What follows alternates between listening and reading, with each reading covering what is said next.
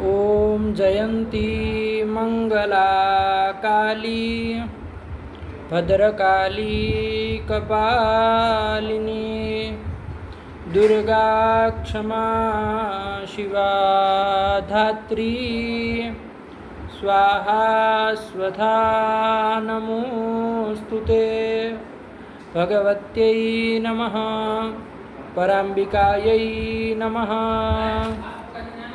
चलिए, तो पिछले पाठ में हम लोगों ने च्वी प्रत्यय और साति प्रत्यय को देखा और उस प्रसंग में आए हुए अन्य सूत्र जो अस्य चौ सात पदाद्यो चौ च, इन सब सूत्रों को भी हम लोगों ने देख लिया।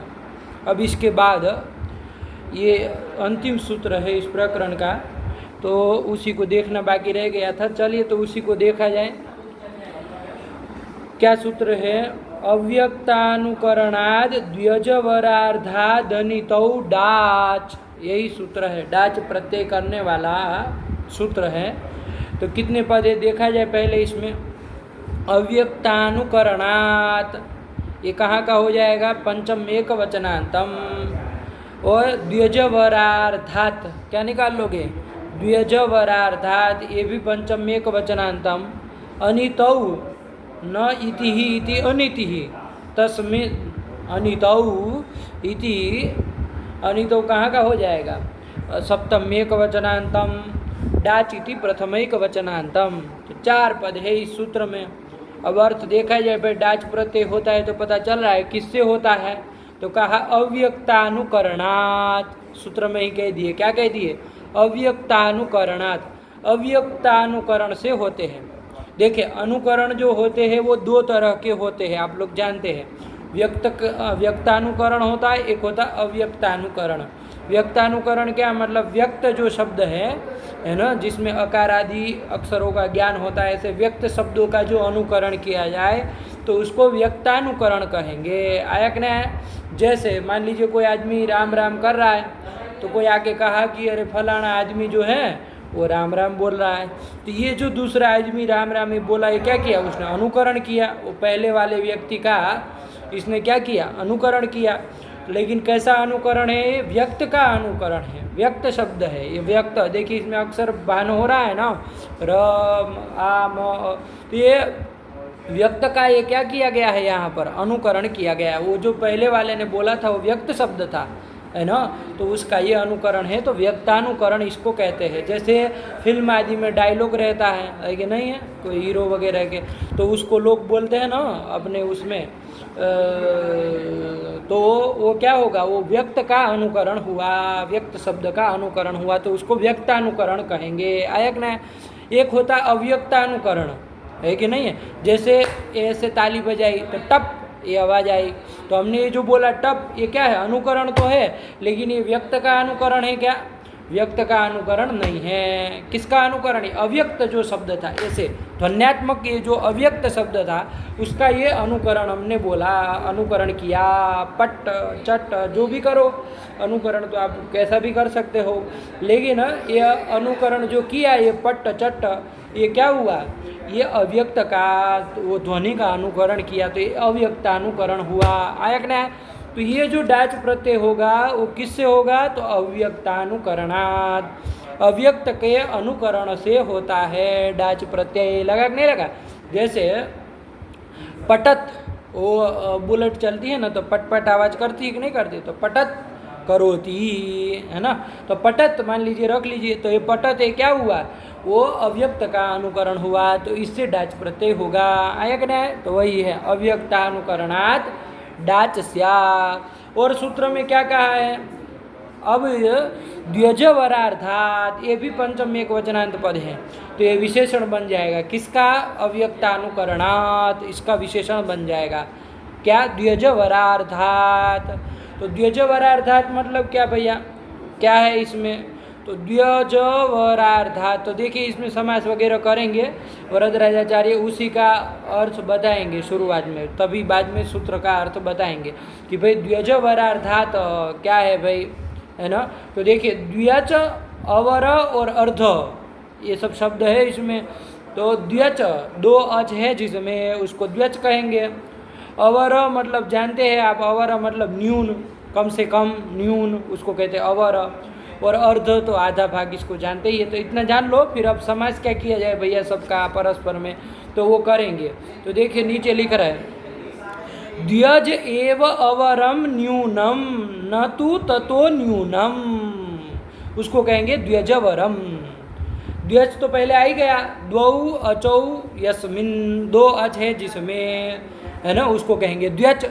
दो अच वाला जो रहेगा उसको क्या कहेंगे, द्व्यच कहेंगे। अब उस द्व्यच का अवर के साथ समास कर रहे, द्व्यच एव अवरम, द्व्यच ही अवर है, न्यूनाति न्यून दो अच वाला होना चाहिए, ये कहने का तात्पर्य। तो द्व्यच एव अवरम कौन सा समास कर रहे हैं, है ना, कौन सा समास कर रहे हैं, तो कर्मधारय समास कर रहा है। जैसे नीलम एव उत्पलम इति नीलोत्पलम करते हैं ना, वैसे द्व्यच एव अवरम इति द्व्यजवरम, तो कर्मधारय समझ किया। क्या अवरम मतलब न्यून, है ना, देखिए लिख भी दी अवरम बराबर न्यूनम, है कि नहीं है। तो क्या मतलब निकला है, द्व्यजवरम बना उसका, तो न्यूनाति न्यून दो अच वाला, है ना, कम से कम दो अच वाला आया कि ना, ये द्व्यजवरम का अर्थ हुआ। तो वही लिखा है द्व्यच एव अवरम बराबर न्यूनम न तु ततो न्यूनम, उससे न्यून नहीं होना चाहिए, कम से कम दो अच वाला होना चाहिए। आयक ने उसका फलितान लिख दिए अनेकाच इति यावत, अनेक अच वाला होना चाहिए। अरे कम से कम दो अच हो मतलब क्या है कि उससे कम नहीं होना चाहिए, कम से कम दो अच हो, मतलब एक अच वाला न हो, अनेकाच हो, यही ना निकला, निष्फलितार्थ यही ना आएगा। तो अनेकाच इति यावत, यही तो लिख दिए। तो द्व्यजवरम कहो चाहे अनेकाच कहो, वही बात है। अरे द्व्यज एव अवरम न्यूनाति न्यूनम, इसका मतलब क्या कि कम से कम दो अच वाला हो, मतलब अनेकाच हो, यही ना निकला। तो वही तो कर्मधारय कर दिए। अब उसका अर्ध शब्द के साथ करना है, द्व्यजवरम का आगे अर्ध शब्द के साथ समास कर रहे। देखिए तादृशम अर्धम यस्य, बहुरी समास किए कि द्व्यजवरम अर्धम यस्य, है ना, मतलब न्यूनाति न्यून दो अच वाला है अर्धभाग जिसका, ये समास बहुरी समास अंततोगत किए। कर्मधारय गर्भ, यहाँ पर बहुरी समास किया जा रहा है। अरे द्व्यजवरम का कर्मधारय कर लिए, फिर उस द्व्यजवरम का किसके साथ, अरे अर्ध शब्द के साथ बहुरी समास कर रहे। तो द्व्यजवरम अर्धम यस्य, द्व्यजवरम मतलब न्यूनाति न्यून दो अच वाला है, अर्धम यस्य मतलब अर्धभाग जिसका, मतलब ऐसा वो अव्यक्तानुकरण ऐसा होना चाहिए कि जिसका अर्ध भाग, आधा भाग न्यूनाति न्यून दो अच वाला हो, ऐसा अव्यक्तानुकरण होगा, तब उससे वहाँ पर क्या होगा, अरे डाच प्रत्यय होगा। लगा कि नहीं लगा, तस्मात् डाच स्यात्, यही तो कर दिए। और डाच किस अर्थ में होगा कोई पूछे तो स्वार्थ में होगा, और क्या करना है, और क्या लिख दिए, कृभ्वस्ति योगे, कृभ्वस्ति भी योगे, क्री भू और अस धातु का योग होने पर, ये ऊपर से अनुवृत्ति ले आना, कृभ्वस्ति योगे सप्तम पद की, तो क्री धातु, भू धातु और अस धातु का योग होने पर ये जोड़ना है। आया कि नहीं आया। चलिए, और सूत्र में एक चीज़ कही थी इन्होंने वृत्ति में छोड़ी, अनितौ। अनितौ मतलब क्या, इति शब्द नहीं परे हो, है ना, इति शब्द पर में नहीं होना चाहिए, इति शब्द पर में रहेगा तो फिर डाच नहीं होगा। तो चलिए अब पूरी पूरी वृत्ति जोड़ करके पूरा पूरा बनाइए।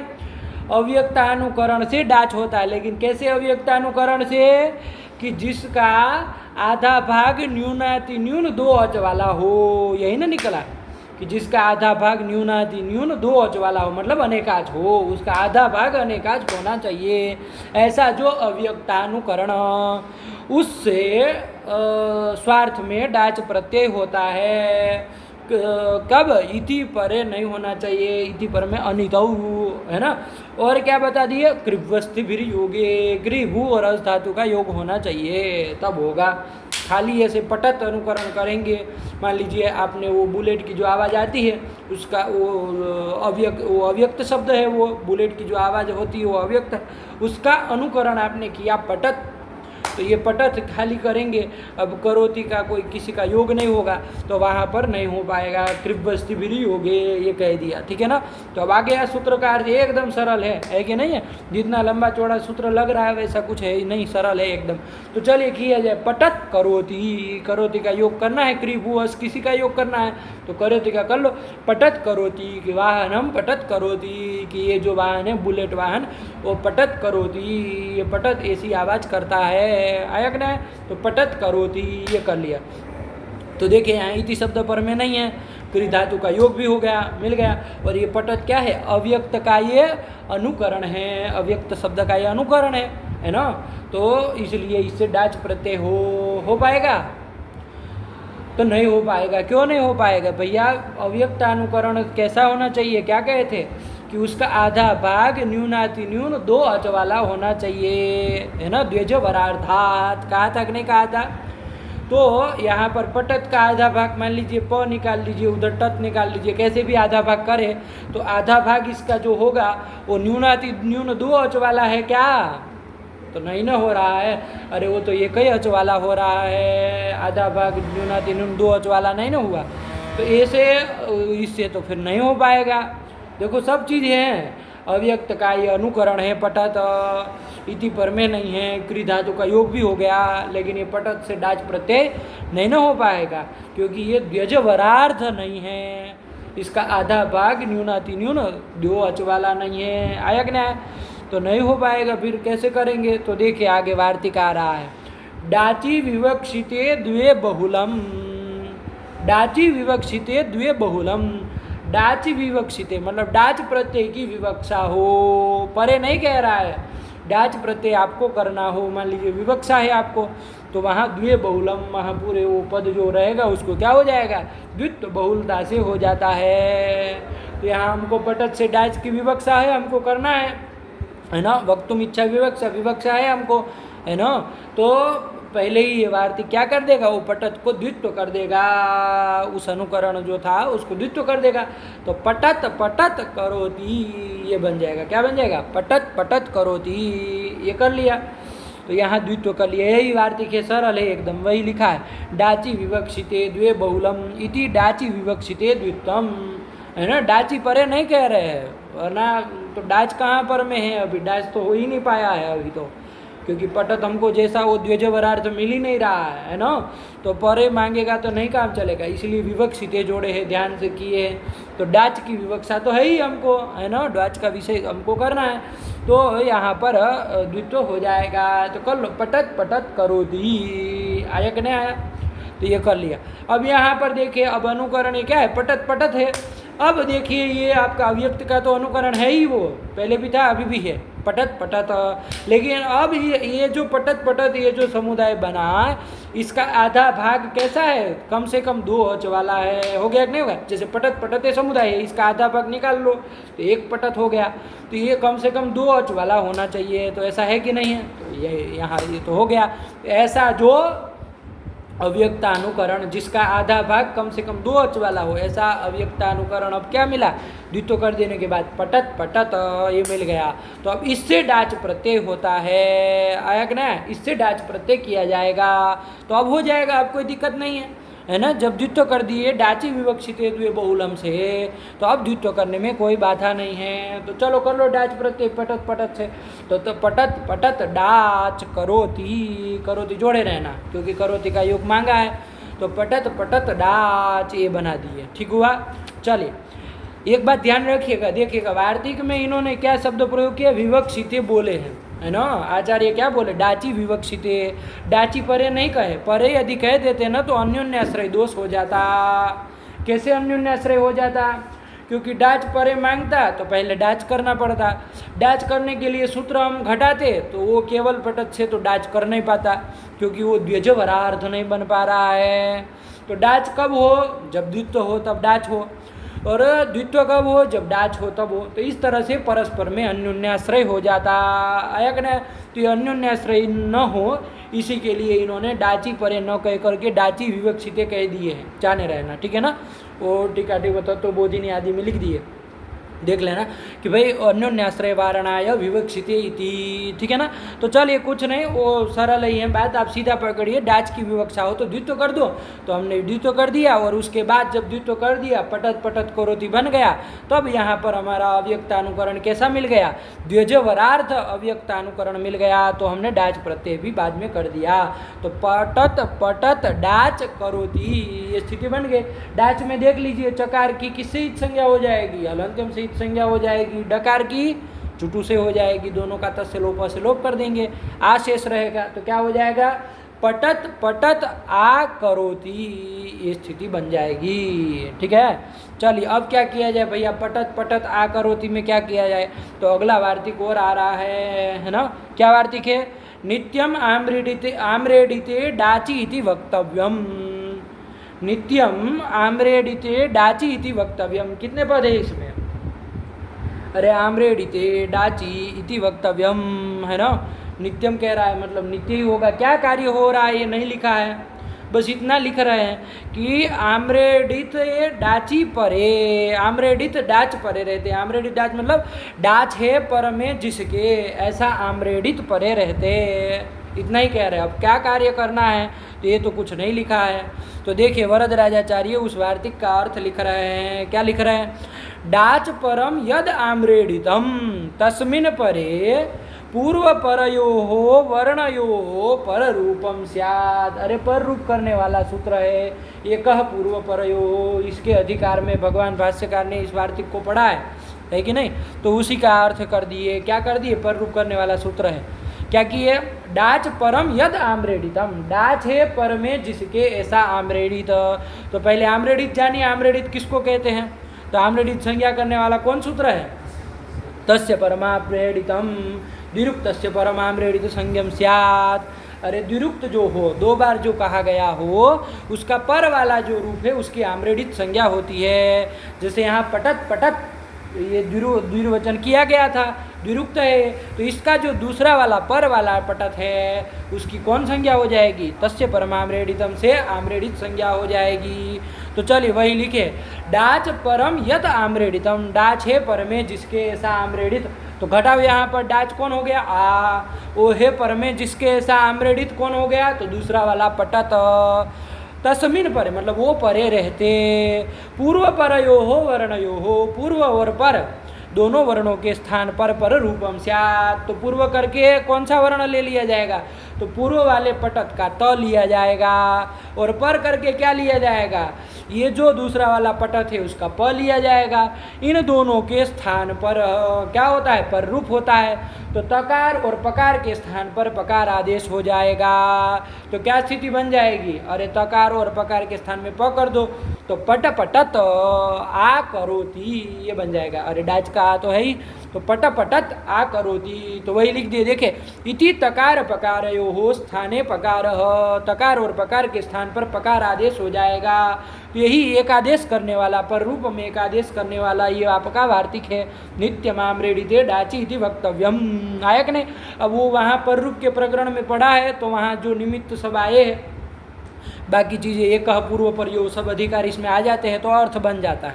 ये मत विचार करिएगा कि वार्तिक में तो कुछ कहा नहीं था यहाँ और पढ़ा है, डाच के प्रकरण में तो ये सब कहाँ से ले आए, तो अभी ये वार्तिक मूलतः वो एकादेश प्रकरण का है, इसलिए पूर्व परयो हो एकादेश, ये सब आपको लाभ हो जाएगा, ठीक है ना। तो चल यही कर लिया है, तो करिए। डाच वार्तिक का अर्थ लगा, एक बार वृत्ति बोलो, डाच परम यदा आम्रेडितम तस्मिन् परे पूर्व परयो हो वर्णयो हो पर रूपम स्यात् इति तकार पकारयो हो पकार, तो पकार कर दिए। तो चलिए क्या बन गया यहाँ पर, पट पटत आ करोति ये बन गया। अब क्या किया जाए भैया, अब क्या कार्य किया जाए, तो लगा आपका सूत्र वो टेहे पड़े ना, डाच प्रत्यय कैसा है, डित है, और ये डाच परे रहते, ये तद्धित प्रत्यय परे रहते, आपका क्या हो जाएगा, इधर ये चिभम से भ संज्ञा हो जाएगी पट पटत की। तो लगा कौन, टेहे, क्या कहा था, डिति परे भस्य टेर लोप स्यात्, पढ़ चुके हम लोग सरलिंग में। तो क्या कहा था, डित प्रत्यय परे रहते, भ संज्ञक के टी भाग का लोप हो, तो पट पटत ये आपका भ संज्ञक है, डित प्रत्यय पर में है, तो इसके टी भाग का पट पटत का जो टी भाग है क्या होगा, टी भाग इसका अत हो जाएगा, तो उसका लोप कर देना है। तो पट पट आ मिला दो, पटपटा बन गया। पटपटा करोति ये बन गया। पटपटा ये आपका तद्धितांत है, तो इसकी प्रातिपदिक संज्ञा तो हुई है। विभक्ति मान लीजिए हम लाएंगे सु आदि विभक्ति, तो क्या किया जाएगा उसका, क्या किया जाएगा, अरे अव्यय दाब सुपर से लुक हो जाएगा, क्योंकि ये डाच प्रत्ययांत भी क्या होता है, अव्यय होता है ना। कौन सूत्र अव्यय संज्ञा करेगा, ये पटपटा की तद्धितश्चा सर्व विभक्ति ही। अरे वहाँ कहा है ना, परिगणन किया है प्रत्ययों का, है ना, क्या किया है, अरे तहसीलादय प्राक पाशपः, और आगे क्या किया है, सस प्रभृतय प्राक समासांतेभ्य। तो सस से लेकर के वो बहुवल अर्थात सस वाला जो सस है वहाँ से लेकर के प्राक समासांत, मतलब ये डाच ही लास्ट आता है, समासांत के पहले ये डाच ही लास्ट में है। तो ये डाच पर्यंत जितने भी प्रत्यय होंगे तद्धित प्रत्यय, तदंत की क्या होती है, अव्यय संज्ञा होती है। तो पटपटा ये क्या हो जाएगा, डाचंत है तो अव्यय हो जाएगा। चलिए, तो सुवा लाएंगे तो उसका अव्यय आप सुबह से लुक कर देंगे, तो पटपटा ये आपका रूप बन जाएगा। और आगे करोति कर लीजिए, पटपटा करोति, यही तो बन गया। देखो वही लिख दिए, पटपटा करोति, ठीक है ना। ये पटपटा अलग पद, ये लोग सटा सटा के लिख देते हैं, पटपटा करोति, लगता है जैसे समास कर दिए। समास होगा क्या इधर पटपटा करोति में, समास तो नहीं हो पाएगा। पटपटा हालांकि डाजंत है तो उसकी गति संज्ञा हो जाती है। कौन सूत्र से गति संज्ञा हो जाएगी, अरे उर्यादि चिड़ाचश्च, उर्यादि गणपठित चुई प्रत्ययांत और डाच प्रत्ययांत की गति संज्ञा होती है, आया ना, उर्यादि चिड़ाचश्च, तो गति संज्ञा हो जाती है। लेकिन इसका करोति के साथ वो कुगति प्रादय से समास होगा, नहीं हो पाएगा, क्योंकि वो तिगंत के साथ समास नहीं ना कहता, अतिंग जाता है उधर। तो चलिए, तो समास तो नहीं होता, लेकिन ये लोग लिखते इस तरह से है, चुई प्रत्ययांतों को डाचंतों को उसके साथ एकदम सटा के लिख देते हैं। तो ध्यान रखिएगा, पटपटाय इति पृथक पदम अव्ययम और करोति इति पृथक पदम तिङंतम अलग है। यदि इसी की जगह मान लो कृ धातु का यदि कृदंत का रूप कोई लिख देते, कृत्वा कृतः ऐसा कुछ कृदंत का रूप होता, तब तो वहाँ को गति प्रादय से क्या हो जाता, गति समास हो जाता। अरे वहाँ रूप बनाए थे ना, पटपटा कृत्य समास किए थे, पटपटा कृत्वा ये लौकिक विग्रह, और वहाँ को गति प्रादय से, चूंकि ये गति है ना, पटपटा ये गति संज्ञक है, तो उसका किसके साथ, कृत्वा के साथ, इस कृदंत सुबंत के साथ क्या कर दिए, समास कर दिए। फिर वहाँ पर वो समास से नई पूर्वक लेप वगैरह करके, लेप करके त्वा को पटपटा कृत्य ये बनाते हैं, तो वहाँ गति समास कहा जाएगा, कोई दिक्कत नहीं। लेकिन पटपटा करोति में कोई समास नहीं है, जाने रहना। चलिए, तो यही तो है पटपटा करोति।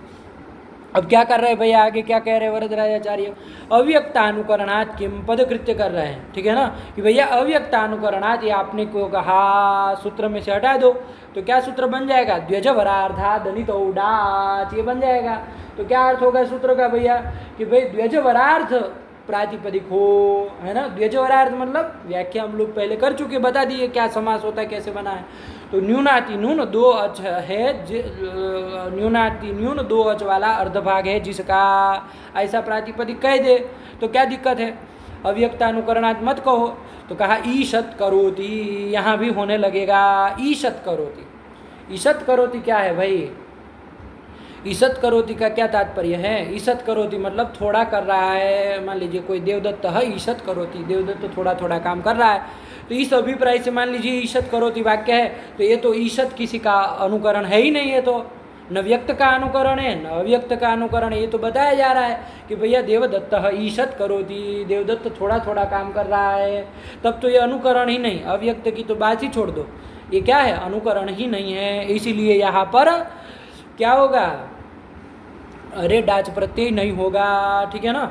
और मान लीजिए कोई कहे ईशत आपका क्या है, अनुकरण है ना। मान लीजिए कोई बहुत है ना, वो लोग खाने खाने बैठते हैं, तो परोसने लोग आते हैं तो कहते थोड़ा थोड़ा दो, ऐसा बोलते हैं ना। तो नहीं कहते दूसरे जो परोसने वाले, अरे ये तो थोड़ा थोड़ा ही कर रहा है, खा ही नहीं रहा है। तो इस तरह से मान लीजिए ईशत अनुकरण है कि भाई ईशत ईशत इति करोति, ये ईशत कर रहा है, मतलब ईशत ईशत ऐसा ही कर रहा है, आयक ना, खाना खा ही नहीं रहा है। इस अभिप्राय से मान लीजिए ईशत ये क्या है, आपका अनुकरण है, तो उस प्रसंग में होगा कि नहीं होगा, तो अनुकरण तो हो गया, लेकिन ये अव्यक्त का अनुकरण नहीं है, ये तो व्यक्त का अनुकरण है। वो ईशत तो ये तो व्यक्त है ना, अरे ये जो जिसमें व्यक्त है ना, ये तो शब्द ध्वन्यात्मक शब्द नहीं ना था, वो तो इसलिए व्यक्त का अनुकरण है, इसलिए यहाँ पर नहीं होगा। लगा कि नहीं लगा? तो दोनों ओर से देख लेना। ईसत करोति अब इन्होंने दिया है अव्यक्तानुकरणात् किम का वो क्या प्रत्युदाहरण दिया है, तो अपने से अब आप देखिए क्या कहना चाह रहे। ईसत करोति मान लीजिए थोड़ा कार्य कर रहा है इस अभिप्राय से है, तब तो अनुकरण ही नहीं है, तो कट ही जाएगा, फिर होगा ही नहीं।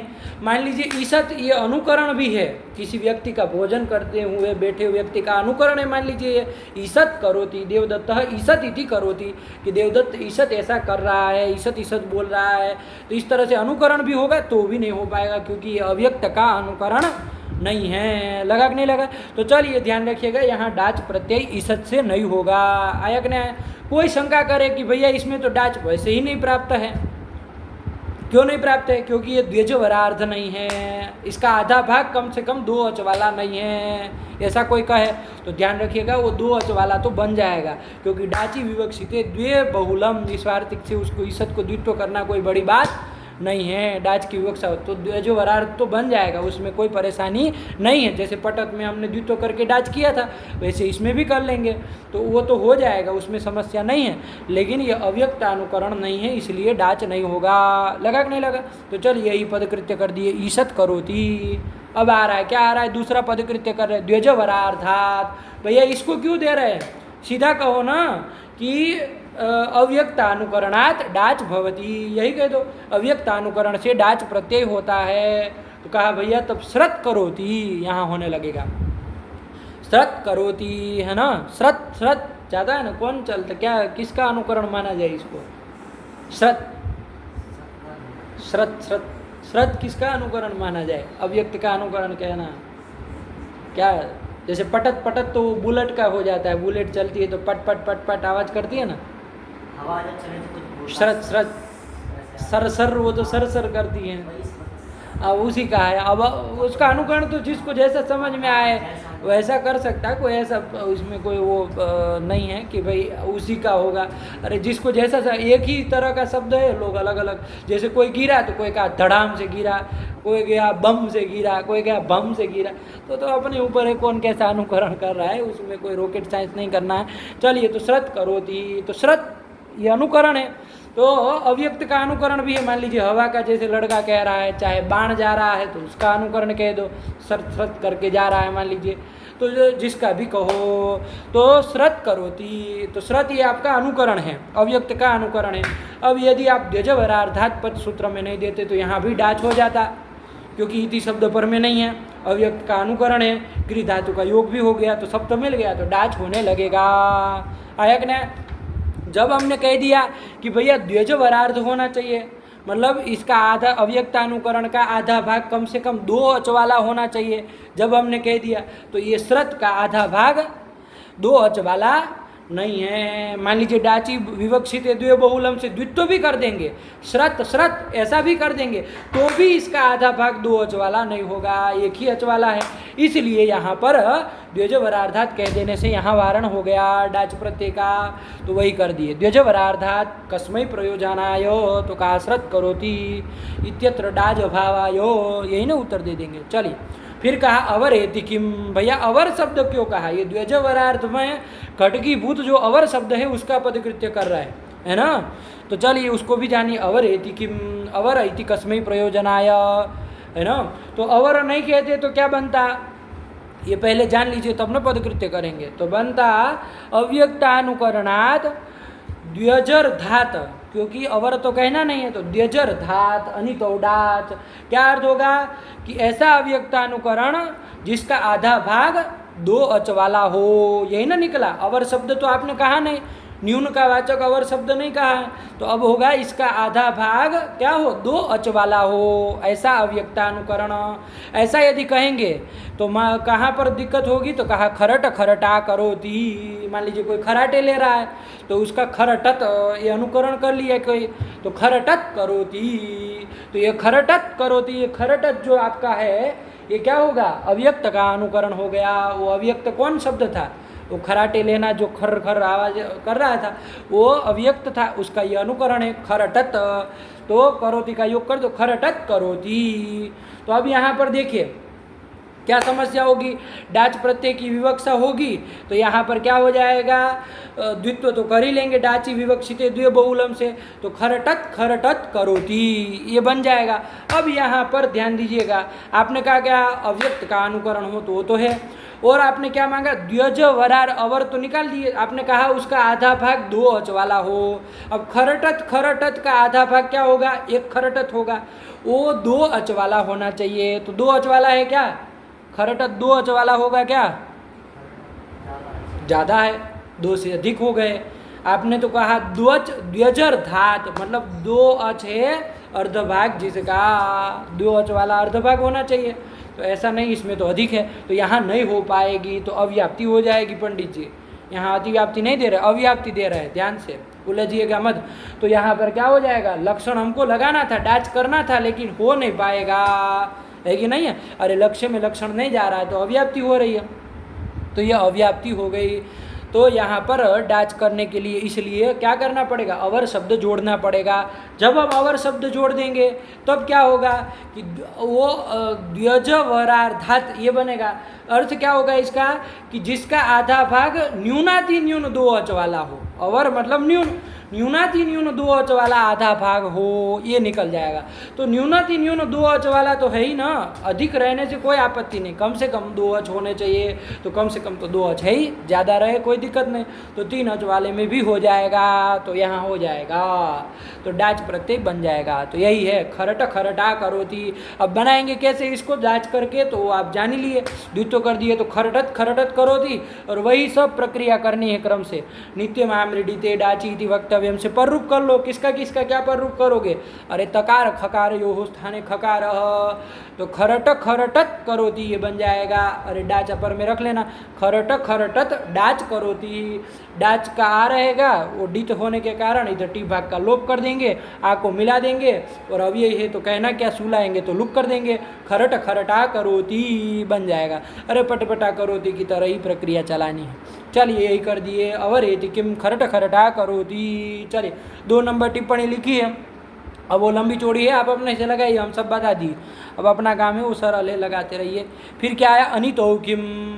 भैया अनितौ क्यों कहा? इति परे नहीं हो तो तभी होगा डाच प्रत्यय, क्यों कहा? तो सीधी बात है, इति रहेगा तो नहीं हो, इसके लिए। जैसे क्या दिया? पठिति करोति, तो करो पठत इति करोति, ये करिए। लौकिक विग्रह क्या करेंगे? पठत इति करोति, कि पठत ऐसा कर रहा है। हम इति शब्द भी जोड़ते हैं, कई बार अनुकरण करते हैं तो इति शब्द का भी प्रयोग करते हैं, कई बार नहीं भी करते हैं। तो मान लीजिए इति शब्द का प्रयोग किया गया होगा, पठत इति करोति, कि बुलेट वाहन जो है, वाहनम पठत इति करोति, पठत ऐसी आवाज़ कर रहा है। यहाँ इति शब्द पर में है, तो यहाँ पर पठत से डाच नहीं होगा, है ना, अव्यक्तानुकरण है। और द्वित्व कर देंगे तो वो द्विजवरार्थ भी हो जाएगा, कोई दिक्कत नहीं, ये सब कोई समस्या नहीं। लेकिन इति पर में है इसलिए यहाँ डाच नहीं होगा, तो पठत इति करोति। चलो तो क्या किया जाए? इन्होंने पठिति करोति बना दिया है, तो क्या किया जाए? यहाँ कौन संधि की गई है भाई? पठत इति करोति, कौन सा लगाया जाए? पठत इति करोति कौन है? उधर आया ना सिद्धांत कौमुदी में, कौन लगेगा? अरे पठत इति करोति, तो पठिति करोति बनाया है, तो पठत का अत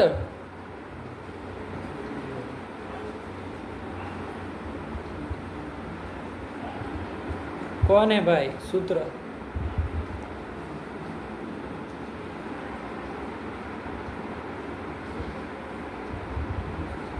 पठत इति करोति कौन संधि की गई है? सूत्र याद नहीं रखते। अव्यक्तानुकरण स्यात् इतौ, यही तो है। अव्यक्तस्य, है ना, अव्यक्तानुकरणस्य अत इतौ, 3 पद है। सूत्र से ही अर्थ निकाल लीजिए, कोई बड़ी बात नहीं है। अव्यक्तानुकरणस्य षष्ठी एकवचनान्तम, अतः इति पंचम एकवचनान्तम, और इतौ इति सप्तम एकवचनान्तम। कर लीजिए कि अव्यक्तानुकरण का जो अत, उससे पर में जब इति शब्द रहे तो पूर्व पर दोनों के स्थान पर क्या कर देना? पर रूप में का आदेश करने वाला सूत्र है। उधर आया ना, इधर लघु कौमुदी में नहीं आया है वो सूत्र, उधर सिद्धांत कौमुदी के उधर कौन से प्रकरण में? अचसंधि में, अजंत में, अचसंधि में ही न होगा। अरे एकादि आद गुण के शब्द का जब एकादेश वाला प्रसंग चलाया तो वही न होगा। अव्यक्तानुकरण स्यात् इतौ, है ना, तो चलिए क्या हिंदी में अर्थ किया, क्या अच संधि में ही ना होगा। वहाँ एक आदेश वाले सब सूत्र आया, अदगुण वृद्धि रेची ऊपर रूप करने वाले जो सूत्र आए उसी प्रसंग में है। चलिए तो पठत इति करोति, तो करिए, उसका क्या अर्थ हुआ कि अव्यक्तानुकरण का जो अत उससे पर में इति होने पर पूर्व पर के स्थान पर रूप में का आदेश होता है, तो पूर्व करके क्या लिया जाएगा, उसका अत लिया जाएगा, पर करके इति का ई लिया जाएगा। आयक ना, उधर चूंकि अचि की अनुवृत्ति लाते हैं तो इति का अच ऐसे घटाते हैं, है ना, जैसे अम्यची ऐसे करते हैं ना, तो वैसे इति का जो अच ऐसे कहा जाता है, कोई चीज़ से अची ला करके करते, तो इति का जो अच करके पर करके ई ही लेते हैं। तो इन दोनों के स्थान पर अत और ई के स्थान पर रूप क्या कर देंगे, ई कर देंगे।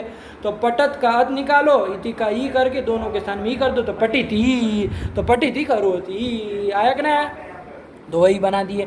तो चलिए यहाँ कहने का तात्पर्य डाच नहीं हुआ, क्यों नहीं हुआ, क्योंकि यहाँ पर इति शब्द पर में था, यही कर दिए। इति स्वार्थिका, इसी के साथ ये स्वार्थिक प्रत्ययों का प्रकरण यहाँ पर ही समाप्त हुआ। चलिए तो कल के पाठ में एक सूत्र बच गया था तो उसको कर लिए, अव्यक्तानुकरणात् द्विजवरार्धाद् अनितो डाच, तो यही सूत्र है। जितना लंबा चौड़ा देखने में लगता है वैसा कुछ है नहीं, एकदम सरल है। डाच प्रत्यय करता है स्वार्थ में, तो इति स्वार्थिकाः, और इसी के साथ इति तद्धिताः, इसी के साथ भगवती की कृपा से तद्धित प्रकरण भी परिसमाप्त हुआ, बहुत दिनों से चल रहा था। अब इसके बाद अगला प्रकरण आ रहा है अथ स्त्री प्रत्ययाः। तो चलिए पौने घंटे जितना हो गया है, कितना हो गया, 36 मिनट, चलिए रखा जाए इसको। स्त्री प्रत्ययाः अगले पाठ में इसको देखते हैं, स्त्री प्रत्यय को। इसी इति शब्दम न लंघयेत, शास्त्र की वो है तो इति शब्द का लंघन नहीं करते। स्त्री प्रत्यय बहुत महत्वपूर्ण है, अन्य अन्य परीक्षाओं में भी बहुत उपयोगी है, तो उसको अगले पाठ से अब चालू करते हैं, देखते हैं भगवती कितने दिनों में उसको भी कराती है। तो चलिए रखा जाए, भगवते नमः, पराम्बिकायै नमः, अस्तु।